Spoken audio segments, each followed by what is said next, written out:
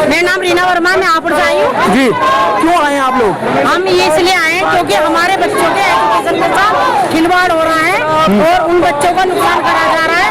और ये जो प्रधान जी ये हैं धर्मेंद्र प्रधान जी, इन्होंने हमारे बच्चों का जो भविष्य खराब करने के लिए जो नीट का एग्जाम है वो कैंसिल करा दिया है और जो भी कोई एग्जाम आने से पहले वो लीक हो जाते हैं। तो इससे हमारे बच्चों का क्या भविष्य खराब होता है।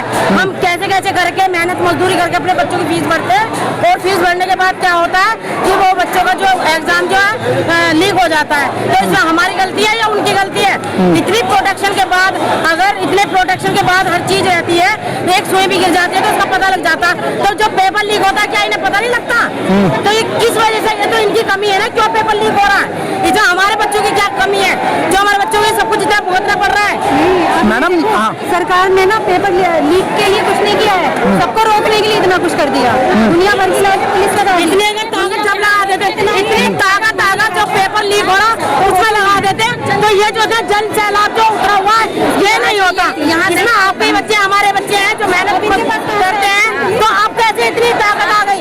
अब कैसे आदमी अपने बच्चों को पता नहीं कैसे इस तरीके से पढ़ाता है, कितनी मेहनत करता है, कर्ज पे ही पैसा लेता है, तो पता नहीं अपने बच्चों को पढ़ाने के लिए क्या क्या करता है। लेकिन बच्चे पेपर देने जाते हैं और उसको लीक हो जाता है तो बहुत से बच्चे आत्महत्या भी कर लेते हैं। उस माँ बाप से पूछो उनके जीवन क्या बीतती है। तो ये प्रशासन जब कहा जाता है आज कोई परेशानी है नहीं, हमारे बच्चे गरीब लोगों का बच्चे हैं, हम उन्हें कैसे कैसे करके पढ़ा रहे हैं और फिर ये पेपर लीक कर दे रहे हैं, बच्चे आत्महत्या करके मर रहे हैं, इसका जिम्मेदार कौन है? ये बताइए। मैडम, गरीब आदमी तो वोट देता है, मालदार आदमी तो वोट नहीं देता। सरकार तो आदमी बनाता है। जब तो ऐसा हाथ जोड़ के आते हैं, हम ये करेंगे, इतनी सारी योजनाएं निकालते हैं, हम गरीब आदमी मकान देंगे, उसे एक नौकरी देंगे, उनके बच्चों का भविष्य उज्जवल करेंगे, वो करेंगे, फिर ये सारी योजनाएं कहाँ चली जाती हैं? अरे इन्हें तो वोट भी मत दो, ये तो पता नहीं करे नहीं, उसमें करे क्या रखे हैं, और जो अपनी वोट सारी उनके पास ही जाती है। पता नहीं क्या सिस्टम कर रखा है। अगर हम वोट कहीं और भी डालेंगे ना तो सारी वोट इन पे ही जाती है और हम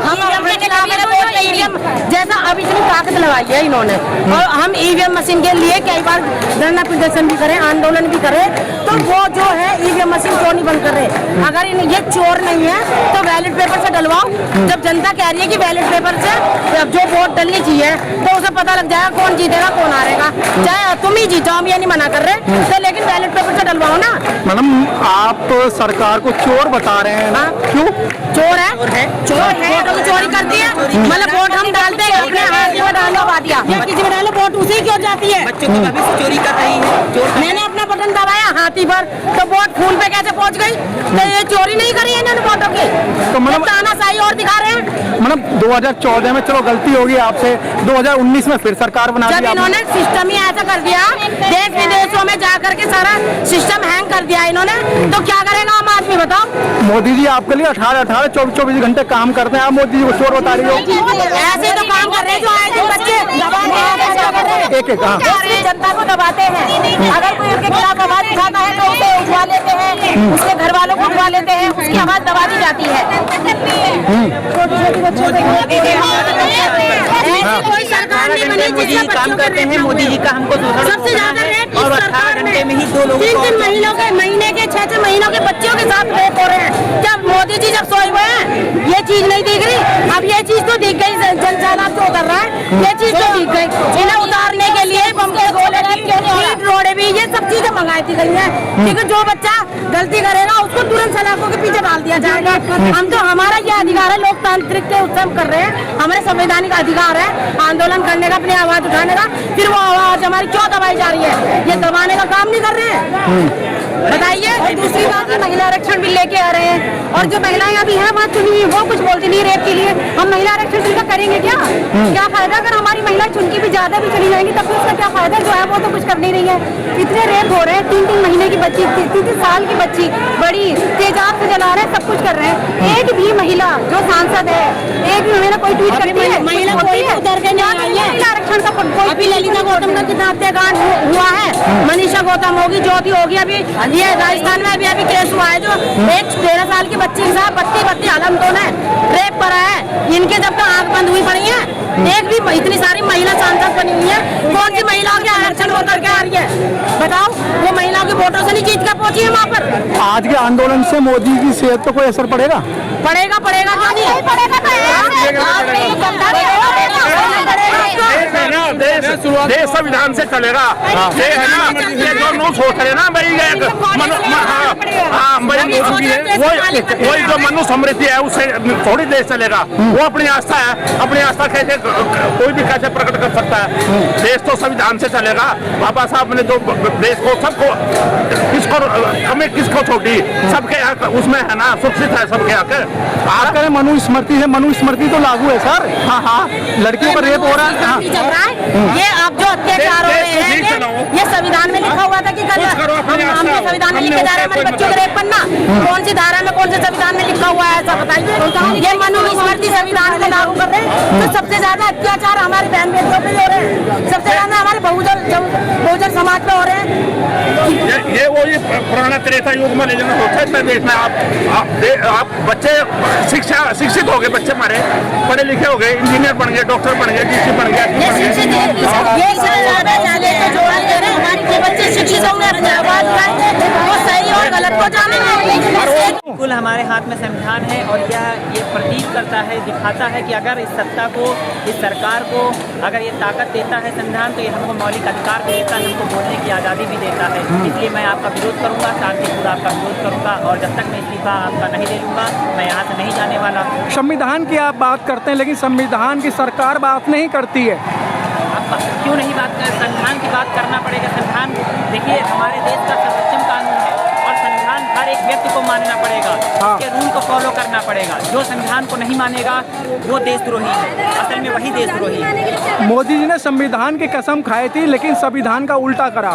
उन्होंने संसद भवन में जाते हुए मत्था टेका था, लेकिन उन्होंने नया संसद भवन बना दिया। 2014 में जब उन्होंने शपथ लिया तब हम सब ने वोट दिया था, हमारे फैमिली वालों ने दिया, तो यही सोच के दिया था कि हम आप कुछ बेटर करेंगे, कुछ नया करेंगे। लेकिन मुझे नहीं पता था कि इस देश के युवाओं का भविष्य को जो है गड़क में डाल देंगे। लेकिन आप युवा हैं, युवाओं को तो एक मंदिर मस्जिद से फुर्सत नहीं मिलती है।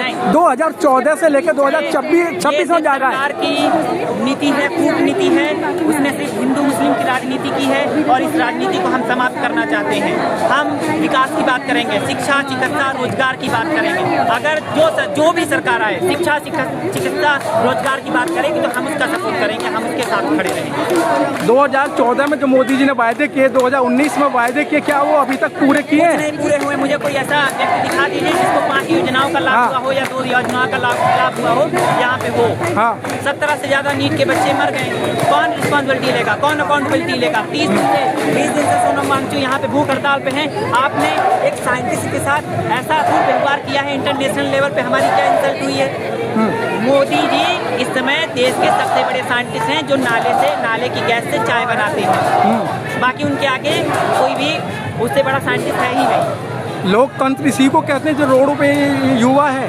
हम हिंसा का सपोर्ट नहीं करते हैं, अहिंसा के साथ शांतिपूर्ण धरना कर रहे हैं। हम अहिंसा का साथ देते हैं, हिंसा का सपोर्ट नहीं करते हैं, शांतिपूर्ण धरना कर रहे हैं। कहीं कोई लाठीचार्ज नहीं हुई, कहीं कुछ नहीं हुआ। और हाँ, हमारे ही लोगों को मारा जा रहा है। युवाओं का जन सैलाब, युवाओं के साथ साथ में उनके गार्जियंस का भी बड़ा सैलाब है और गार्जियंस यहाँ आए हुए हमारे बीच में। एक लेडीज हैं, क्या नाम है आपका? मेरा नाम शेरिन गौतम। आप यहाँ क्यों आए हो?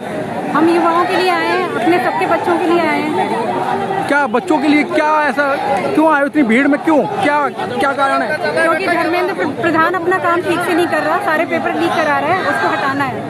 एक मंत्री को इतनी फुर्सत है कि वो अब एग्जाम मतलब वो नहीं करा पा रहा या लीक कर रहा है, मंत्री पे है इतनी फुर्सत? उसका काम ही यही है। हाँ। अब पहला काम उसका यही है कि वो एग्जाम सही से कंडक्ट करवाए।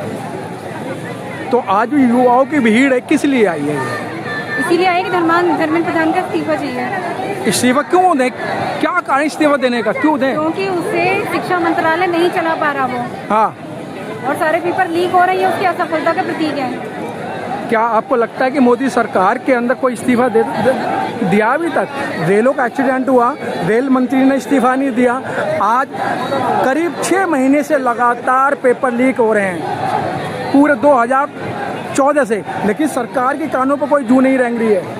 ठीक है, वो इस्तीफा नहीं दे रहे हैं तो हम मांगे भी नहीं क्या? मांगेंगे तो हमारा हक है अपने अधिकार मांगना, उनकी मर्जी अपने काम करना, और वो अपनी मर्जी इसलिए चला पा रहे हैं क्योंकि उन्होंने सारे तंत्र अपने हाथ में कर दिए। लेकिन मैडम, मोदी जी ने जो भी फैसले लिए हैं ना, आज तक पीछे नहीं गए हैं, उन्होंने हमेशा पब्लिक को अनसुना ही किया है। पब्लिक को अनसुना किया है, लेकिन किसान आंदोलन में तो गए हैं ना पीछे। हाँ, जो काले कानून है वो वापस लिए हैं ना। देखिए मैडम, वो काले अलग बात है, उसके बदले हमें 750 किसानों की आहुति देनी पड़ी है। आज हमें बच्चों की शायद आहुति देनी पड़ जाए, लेकिन अगर एक बार पीछे हट सकते हैं तो एक बार और पीछे हट सकते हैं, हटाया जा सकता है। आप